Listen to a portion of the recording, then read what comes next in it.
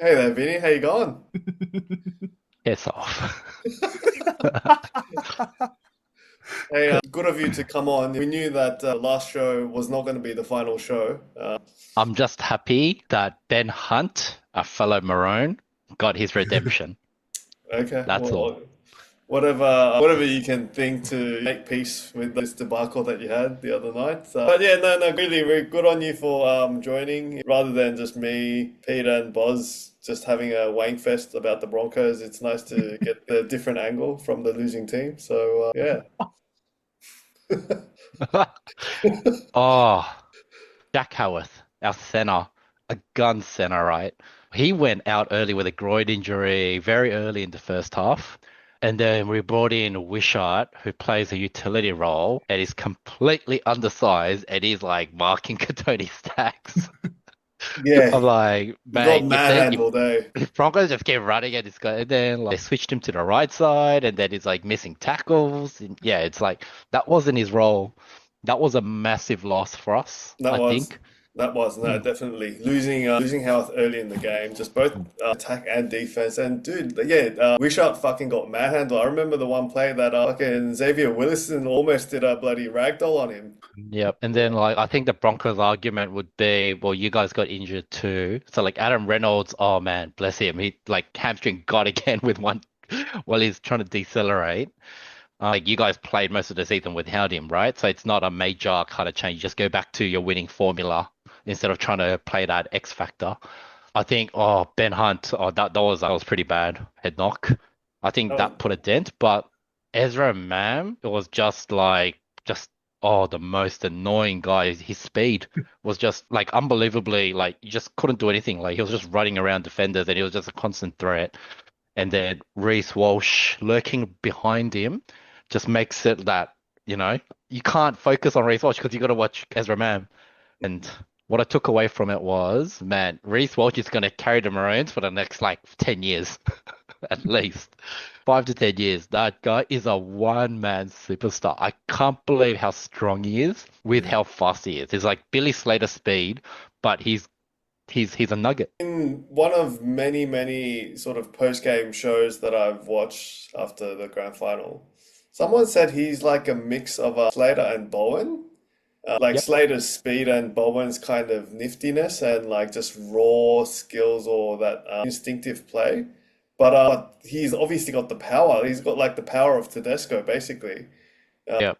Yeah, like I was actually looking it up just how many bloody tackle breaks he would have had in the last few games. Like basically, it's like a given that he's gonna break a few tackles every run. So yeah, that's pretty Like cool. Teddy in his prime was known for his speed, his ability to like decelerate and accelerate. Like when he turns, he swerves at it, but his body almost stays upright, so he's always in control of his momentum.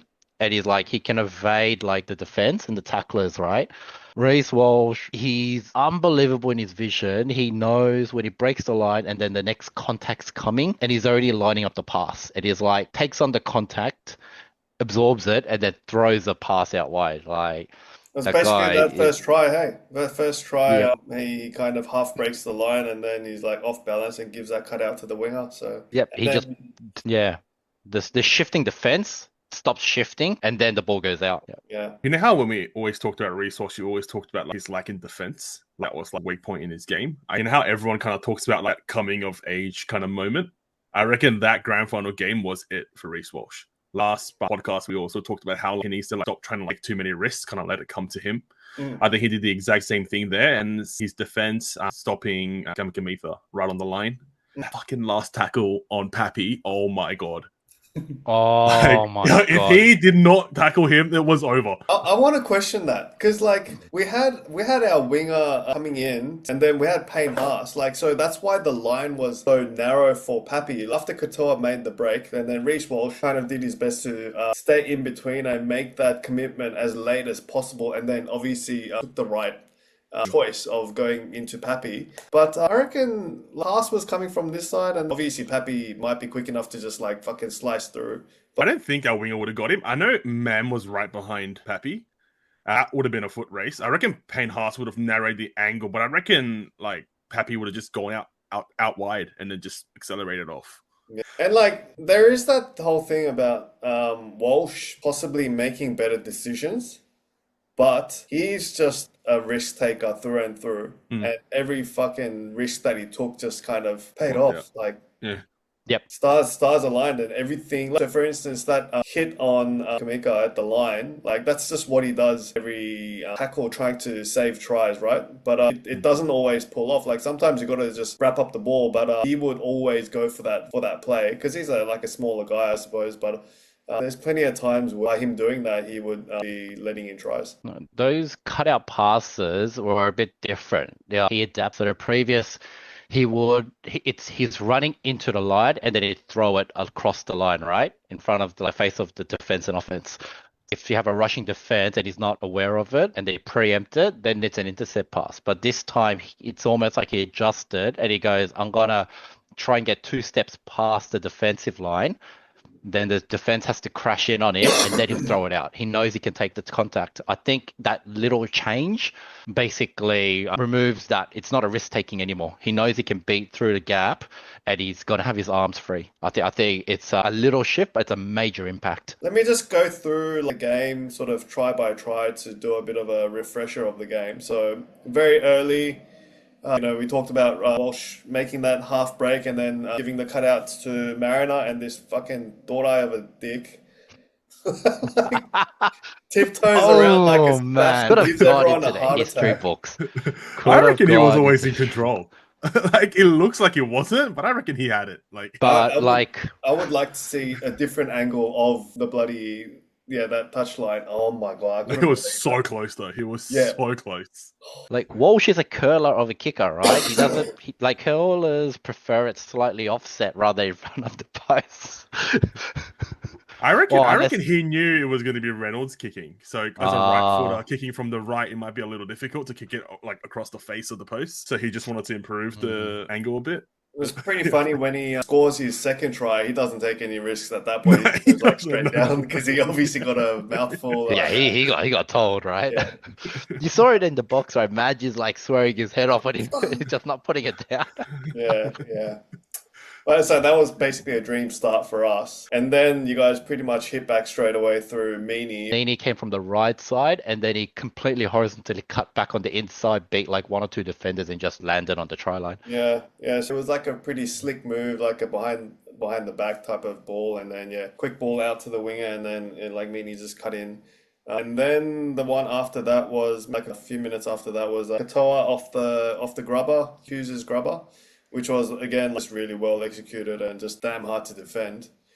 And then the next one was Katoa cut out to Warbrick, and then this Warbrick, he's just a beast, and he just and I think that was one of those tackles that Walsh again went for like the kill play, like went for the shoulder charge on this massive dude and didn't pay off. Whereas like he could have like wrapped the ball around to give a better chance of saving the try. So that and then I think at that point, so 3 tries to 1 down, and then that's when Walsh just. I think Pete, you said it in the group chat. It was like the biggest follow my lead moment of a try. Honestly, he was literally like, "Just give me the ball." Yeah. That I reckon that's seriously one of the best grand final tries I've seen. He's Yeah. just like, Yep. but 4 defenders.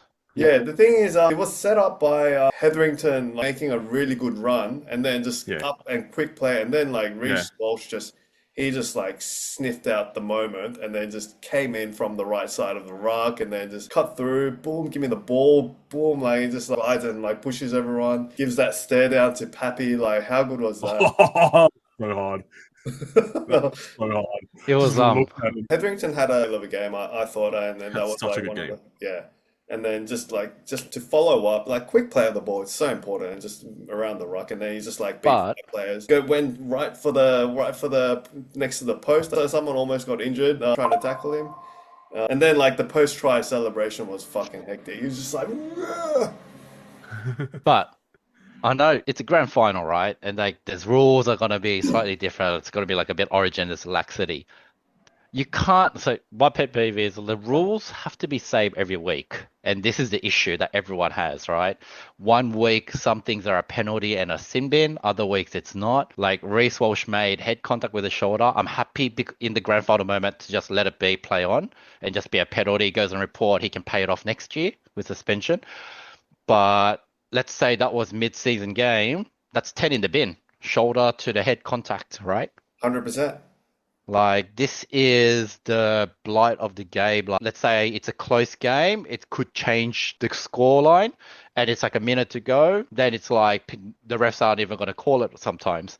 Like you got to be objective, right? It's got to be consistent. If the bunker is getting in the ear of the refs, you got to keep it the same every week. Totally disagree.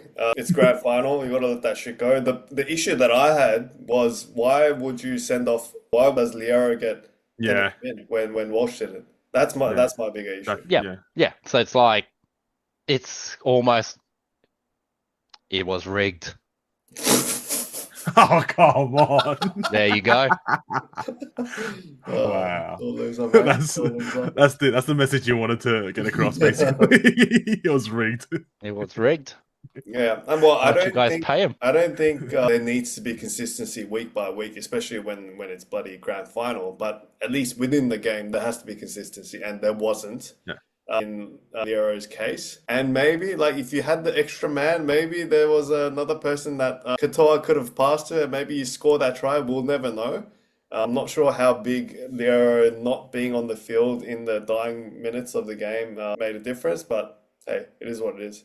You guys have plenty of chances to win. Well, like we all know, Reece Walsh is the next poster boy. NRL EA Games is going to probably put him on the poster. Like NRL is going to glorify him. Like Davy M. It's the best thing you for the game. You guys need him to win, right? You can't have your poster boy losing the grand final. Yeah, no, whatever. Like I'll take that. Yeah, yeah, you've accepted it. Yeah. Anyway, so That's after Walsh's try, it was Husey going on that like the right foot and then the right foot and then boom, and that guy's got a bit of speed. At that point, after we scored, that's when Madge puts Ezra on, trying to capitalize on that momentum, and then Husey just kind of kills that momentum, and you guys go into the sheds 10 points up, and well, we do almost score on the left side just before halftime, but it doesn't come off. When Husey made that try, and then the huddle, they and they're coming back through the pose. Yeah. Williamson's hunched over on his knees, and he must have said something because like the camera's facing Hughes, coming back for a conversion, and then Williamson is facing towards Hughes. Williamson must have said something like "good step" or "you got me" or whatever. Yes, Hughes just starts cracking up and just gives him a tap on the chest. Yeah, no, I saw that. That moment is like. I like those moments. Like it's like in the heat of the battle, there is respect. And then second half, that's when we go on our fucking rampage, mate. So that Shibasaki try was so soft. I don't know what happened there. Yeah, because that was Wishart, right? We shifted Wishart to that side.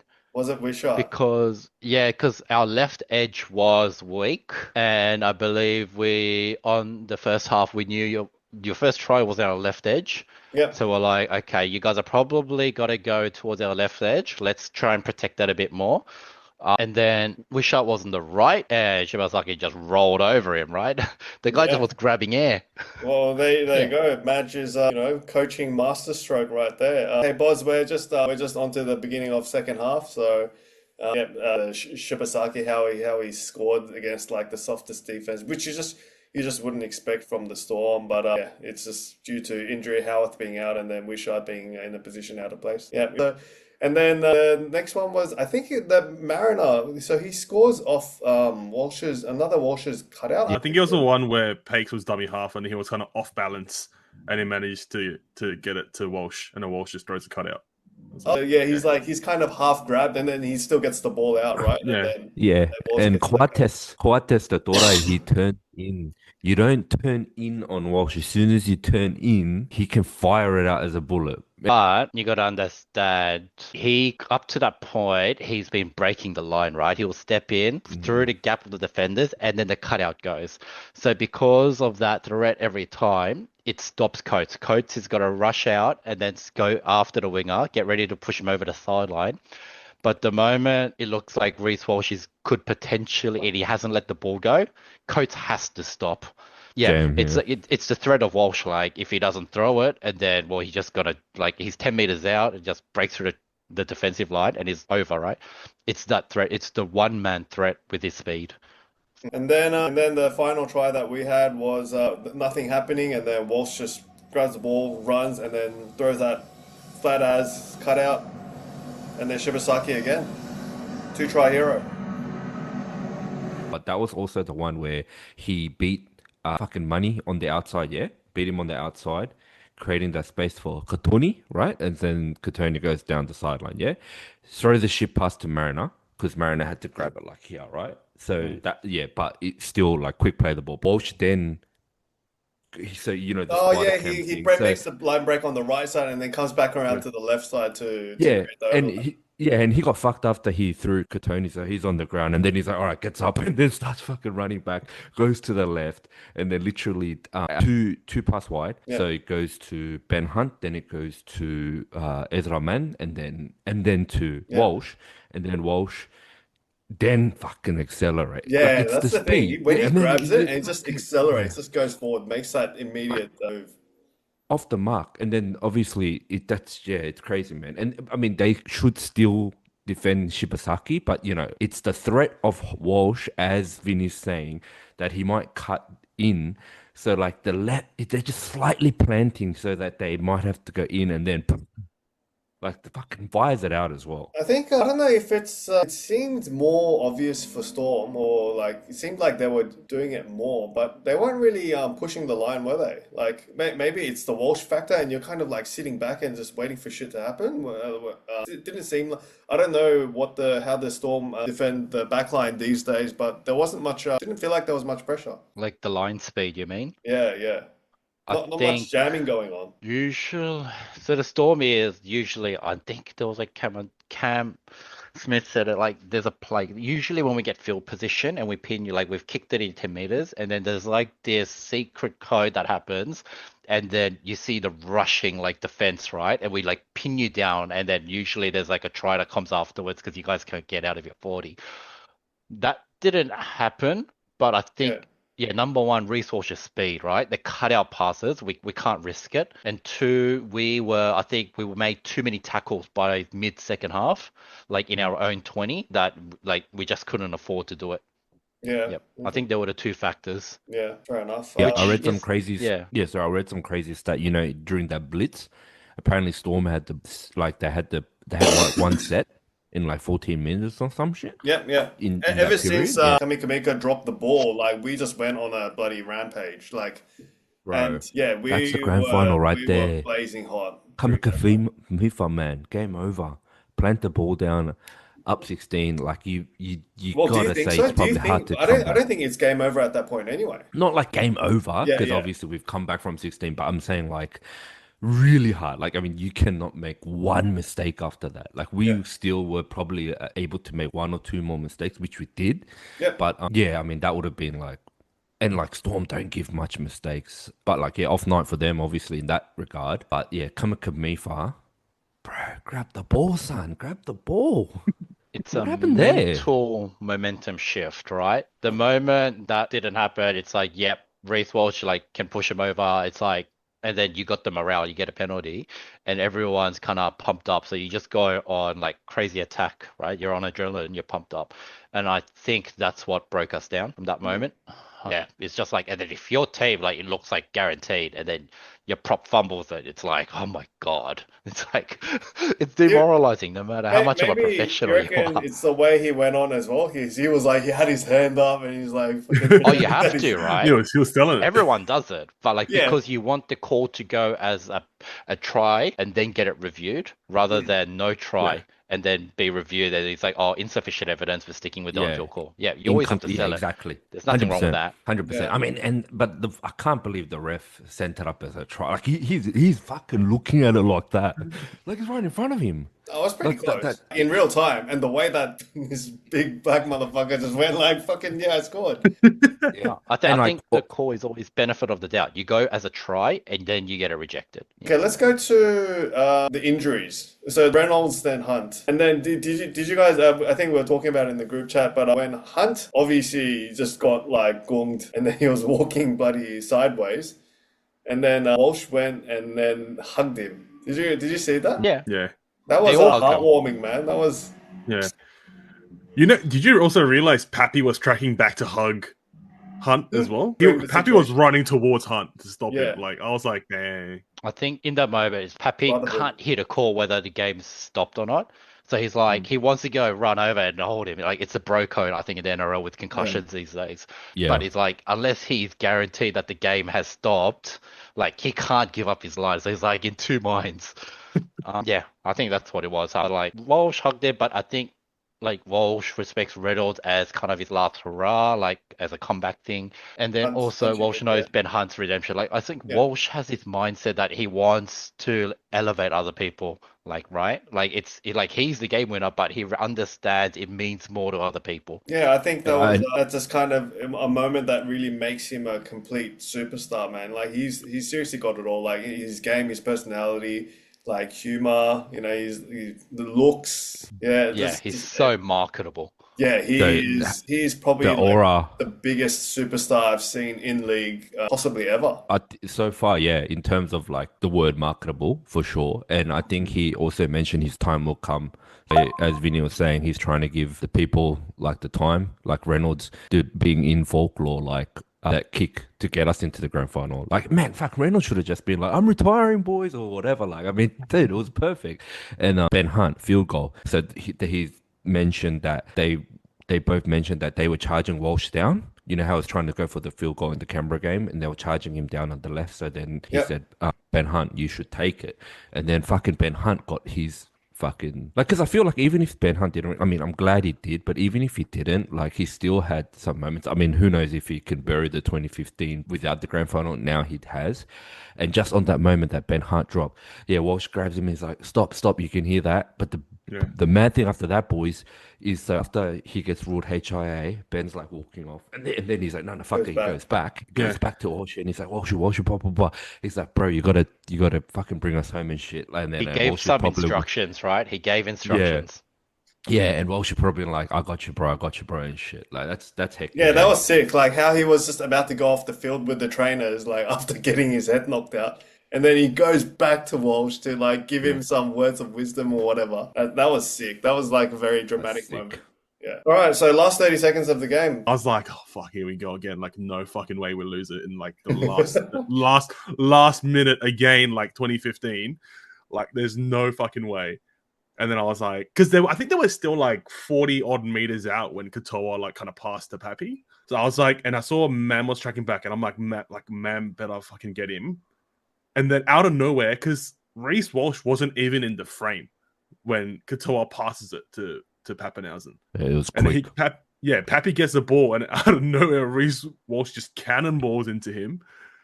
And I was like, to be honest, it was relief, yes, but I was just worried about the next play. Like, I was like, they need to fucking get back quick. Like, because it's going to be a fast play the ball. But, I mean, it all worked out in the end, but, like, in that moment, I was freaking out. Yeah. What did they do in the play after that? So, I think, yeah, it goes left, and then I think Cameron tries Just to not- shimmy it back.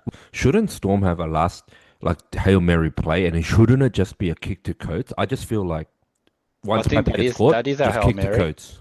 That is Yeah. that is definitely our Hail Mary. And we had that winning there.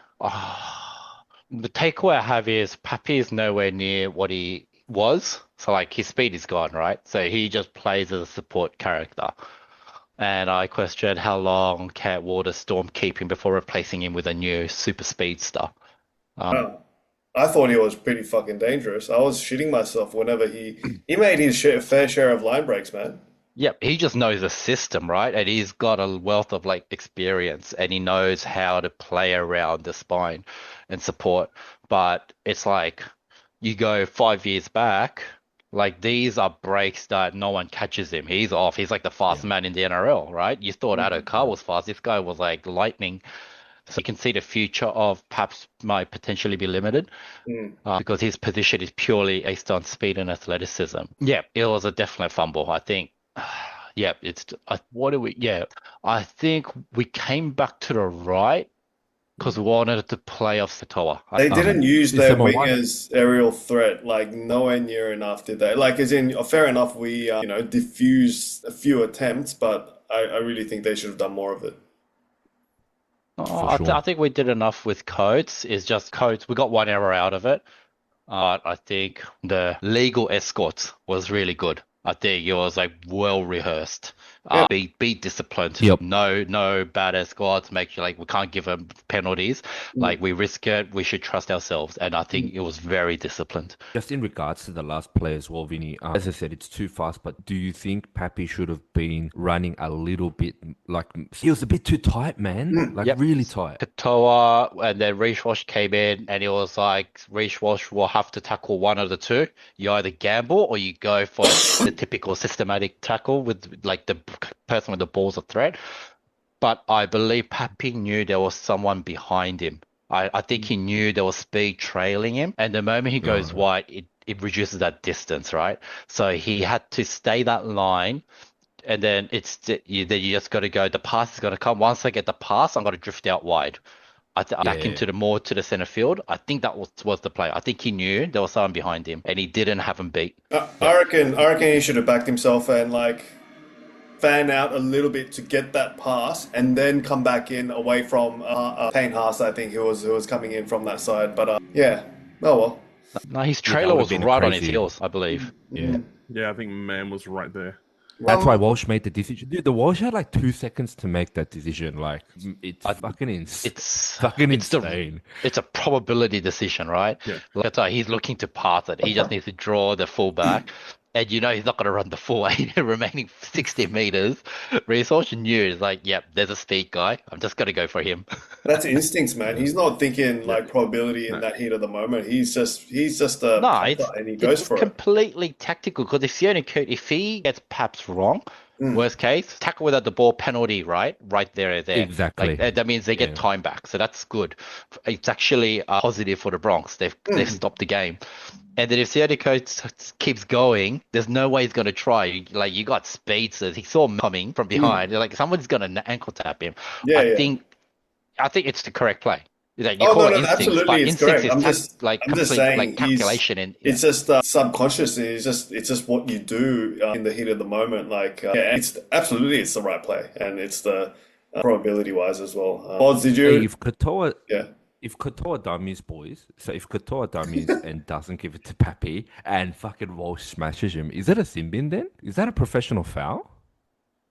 Oh, possibly. Because that'll be That would be only if it's a dangerous That's smash, off. not if it's just a tackle. Yeah, if it's a regular tackle, no, I don't think it's a sim bin. Yeah, No, but then the question is, well, that we're on attack. Katoa would have kept running, and if Reece Walsh is out of the picture, he would have passed to Paps, right? I don't That's think what it's I'm like a saying. penalty try scenario, but I think there will be a lot of questions. Is that a sin bin? Yeah, because it was a luckily- Hail Mary tackle. Yeah, Bro, that but was dude, that's if what you I'm kind saying. of look back on like the way Reece Walsh defends 1-on-1 when someone's on a break, he always does that though. yeah. Like it's been like a pet peeve of mine with Reece Walsh's defending. Like just play the safe card and tackle that person with the ball, but he always goes for the intercept, and then that's why they always dummy against him, and he always falls for it. Yeah, he dives for the intercept. Like he does every those plays. time. Yeah, And it's like I know Dennis mentioned this earlier, but where he was kind of like. Kind of everything kind of just sort of aligned for Reece Walsh, but I think that was again one of those moments because he always does that, and like 80% of the time it doesn't work. yeah, 100%. And you know the big cutouts that was ruled forward. That could have been an that intercept was try going forward. the other way. Let's go through the teams. Well, I'm gonna skip over Reece Walsh because you've kind of talked about him enough. No, we'll leave him for the last, because we need to talk about him and his legacy. Yeah, anyway, go on. Bro, I'm still creaming, mate. The Walsh. Can't wait for Origin. Yeah, I'm gonna just start with the forwards. Haas, Carrigan, strong as always. Carrigan the 480. Big shift. Willison was good. Jensen always does his thing. Kind of doesn't really stand out. Does all the dirty work. Piakura and Hetherington, I think, had massive games. Like Piakura in defense was incredible. Hetherington with his runs, his quick play the ball was really, I think, hurt the Storm. Who else? Bro, I want to say, like, so Dean Mariner. I know he did some deluded shit in the first 2 minutes, but he had he had such a good game. Like, Bro, two he would have been like tries, Clive Churchill if it wasn't for 100%. fucking Walsh Like and 2 braining it. Like tries, seriously, and then his defense in the second half was insane. crazy. Like, and the way, like, I know Vinnie also talked Made about like 200 meters as the well. one that he binned Yep. on the left where Tony pushed him out. Mm. But if Dean Mariner doesn't hold him up there, they don't push him out. Yeah. Like, Mariner the did all the way work, he- and then Katoni finish him off. Yeah, Tony just cannonballed into them and then just pushed him out. So I reckon, like, I mean, I have a bias against Mariner because I've kind of always liked him. And I've also kind of liked Jesse Arthurs, but I think this 2 wing combination we have to stick with. But our backs made so many meters, like, coming out of our half. And, like, one more thing I kind of want to point out about our wingers and our centers, mainly our wingers, they make so many runs coming out of our half. And that, like, the grand final night, like, every run, they were making, like, 15 meters. It's insane. So it gives our forwards some time to, like, get back in formation, time breathe. And I think that was massive. Yeah. I mean, getting Ezra Mem on, I think Broncos instantly changed, like, the threat of our attack. Kind of gets me wondered though, because, like, if we started Ezra, would he have had, like, enough left in the tank to, like, kind of mount that sort of a comeback? Yeah, That's a million dollar question. I really He's been think, good off the bench, boys. I really think that he turned the game, like, around, that just switched the momentum on, and the runs that he made as well. But I think he was just excellent off the dummy half, like playing dummy half, just keeping it really simple, especially when our halves were out. And then just like He's his like, intensity on defense, his hustle, and he fucking ate Warbrick for Warbrick. breakfast, like 3 times. Yeah, he was just all over him. So that was sick. Yeah. And he's like our Luai critter. You know, he's like in there, like he's like he's like in the face, like giving shit to opposition. Like we needed that a bit. Yeah. So he's got that role as well. Key point, Hetherington, quick play the ball. He had his fucking best game because I fucking hated Heather for a while, but he saved his fucking best game for last. You did. Best game for last as a Bronco. So thank you very much. Oh, he's going somewhere. Now fucking gone to He's gone Manly. He's gone to Manly. Oh, shame. I was like, we have to keep Fucking this guy good now. luck. His missus got a job so- down in Sydney. Yeah, saved his best for last. Thankful for that, bro. Good on him. Our future lies with fucking Xavier Wilson and fucking Brendan Piakura, but he needs to fucking get his head knocks right. 'Cause I think he's been knocked out like in 10 plus matches. Like he could be the next Boyd Cordner and shit in terms of head knocks. So we like Victor Radley and shit. So we need to sort that out. But he's fucking like attack and D well balanced. Defense was great. So he Bit of a Tanza definitely- fucking style hits. 100%. And we need to make sure we just keep like the others on like good value. Like we should not be paying Ricky good money and stuff. Like Jordan Rick is good to have, but only if he's good value. I'm But, happy to like, see him go. We need to keep Piakura, and we need obviously Willison. Yeah. And Yeah. Haas and whatever. Vinny, let's go to you. Yeah. Storm. I think Warbrick, Katoa. when he scored his try, they had a lot of work to do. And his size paid off, but I think as the game went on, he would have had a lot of moments he wanted back, some drop balls and so on. I think he made some, like, he saved one over his probably poorer statistical performances. Hughes did well. I think Cameron Munster was completely the opposite of the previous week. Not enough of a threat and not enough presence, and he wasn't linking with Hughes enough. I think Grant, Munster, Hughes should have linked up a lot more and shown a lot more kind of, I guess, of a threat and set plays. Coates, average. Perhaps I think he made 2 try saves, I think, on the first half. Like he's tackling. He knows he doesn't have the size and he can't stop you. So his technique is usually go for the ball and he will make you lose the ball. He'll strip the ball or do something, right? He stopped 2 tries. He did well. And then you can't expect him to stop Reece Walsh in open space. Missing Nas, I think, is huge. Like second half, Payne Haas, like when he came on the field, he just had a field day. Coming off the bike, they left him off the field for longer. At his first 3 runs, he's running like a center. He's Behind the running rock. sideways, running fast, and I think not having our number 1 prop Nas hurt us, like in our ability to not be able to fatigue you down the middle. I think that hurt us. Our injury, Jack Howarth. I think the first few That's carries no he good. had, it was like we could see like this guy's gonna bring it from the back line and it's gonna get us to a rolling start and make sure we kind of have, a bit of an argument for field possession. And then the moment he's like groin injury, it's like it's over. But Wishart is Yeah. meant to be saved for the 70th minute and then ice it with a miracle try, Yeah. right? When everyone's Yeah, he's meant to tired. be your man. Yeah. Yeah, he's meant to come up with that blistering speed when everyone's fatigued, right? Like that's his role. Yeah, he was just undersized, and you can't do anything about it. I think the amount of injuries that happened in his grand final overall is it shows where the game is at in terms of speed, power, and athleticism. And this is only going to get worse, or like as is. Like it's just these guys are like now superhuman. It's not a slow speed. Everything Yeah. is happening at lightning speeds with increased power, and it's a gamble at the day. I think injuries is just a gamble. It's like whoever is more safe will win. Refereeing. We talked about the high shots, but what do you guys think of the refereeing in general? Poor, man. Poor. Both ways. But both ways, I reckon a little bit harsher on us, in my opinion. But okay, like Storm fans are gonna cry about Reece Walsh not being sent off, but come on, grand final. So all right. Number two, also I don't think they should have been Liero in the last 2 minutes either. That's just my opinion. All right. I loved the way that we adjusted to the previous week and gave Walsh plenty of ball for him to win the game for us. We all know that he had his hand in fucking basically every try, scored, and saved 3. So, in your memories, has there been a better individual grand final performance? No. No. No way. I was more comparing him to the likes of Kane, Turbo, Benny Barber, Same. Carney, like the crazy runs that they've had over one season. And for Walsh, it really kind of back end of the season, and especially the last few games. I think that's pretty Bro, incredible. let me How make a kind of point he on went this. all the way to actually fucking win a premiership after at the end of Yeah, the run. that's the thing. Yeah, look, that's what the potties have been saying. Like Hayne and fucking Baba brained it. Fucking all that momentum. Guess who fucking stopped them in the grand final? The Melbourne Storm. They were absolute null factor in the GF when they completely brained it. Walshy fucking went all the way against the Melbourne Storm as well. So you can do a direct almost comparison. They said that's the big difference. He got the ring, they didn't. And Turbo, I believe he also got stopped by the Storm in the finals, didn't make it to the GF. Yeah. So I think that's the massive difference, dude. Yeah, yeah.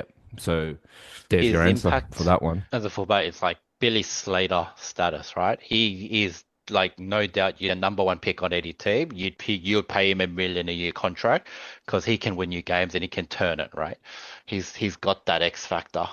I think long-term wise, the prospects are good because one, he's already had his bad issues with like cocaine. Like they all go through their cocaine in the media publicity stunt, right? He's already had that. And then to cap it off, his humbleness and like rebound from that is he's got a wife. He's got married early, right? And there's like a little daughter. So he's like, I'm going to be a family man, role model for my daughter, be a father figure. But he's gone to when he first didn't make the cut at the Broncos, he got to the Warriors, and then he had a crazy season. So you guys are like, can we please buy him back? And he's like, I want to come back. I want to come back home. Thank you for thinking about me. So the fact is, I don't think he's going to have a downfall from here, right? Which is so positive, right? And he's only going to his maturity outside of league is there. He's stable.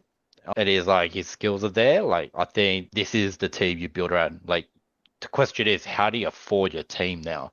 You got Haas. What is he? 800K a year? Like he's almost worth a halfback. What are you talking about, mate? Oh no, he's Well on over one. $1 million. He's on one. He's on like 1.1. Oh, he's on $1 mil. million now. Okay, so you got him, and then you got Reece Walsh, and like, how do you maintain That's half everyone? the cap gone, man. Yeah, Like yeah. Walsh Penrith is on Panthers, 1.1 as well. Yeah, Panthers could do it because they got him straight out of academy, and these guys are just naturally know. crazy. And then they got poached by the Dogs when their contract ran I out. know, dude. They were paying like fucking Critter and fucking kick out and shit like fucking 300 to 400K and shit like on development as Vinnie said, like academy money and shit. Like what the fuck, bro? Yeah. Oh well, that's the whole point of having that grassroots development business. Yeah. Yeah, like I mean, I briefly touched on it, but I just liked how like mature, sensibly he played. I mean, he's always going to have the firepower. I mean, we always know he can win games, but it was always a question of like, does he kind of almost try too hard when he doesn't really need to? Try to force things. I think the grand final showed a different side of Reece Walsh. Like, kind of, that's why I kind of think it is a kind of coming of age moment for him. Future's, I think, very bright for him. He will hopefully, like Vinny said, not have a downfall. But I kind of feel the same way. Like, I mean, obviously it's going to fluctuate like up and down, but I think for the most part it's going to plateau at a relatively high ceiling, and then kind of not kind of stray too far from there. I only worry. My question with the Broncos going forward is, who do we play in the halves once Renault and Hunt retire? I mean, like, there's Cody Black, who's a new, like, meant to be the new, like, Billy Walters, Peter. Yeah. I was gonna say, like, or do we keep Billy Walters there? Because I mean, we've seen him kick a few 40-20s. Fuck yeah. Like, we've seen the way he plays. Like, he plays nothing too flashy. He's just very straightforward, very direct. He can be our Cooper Cronk, man.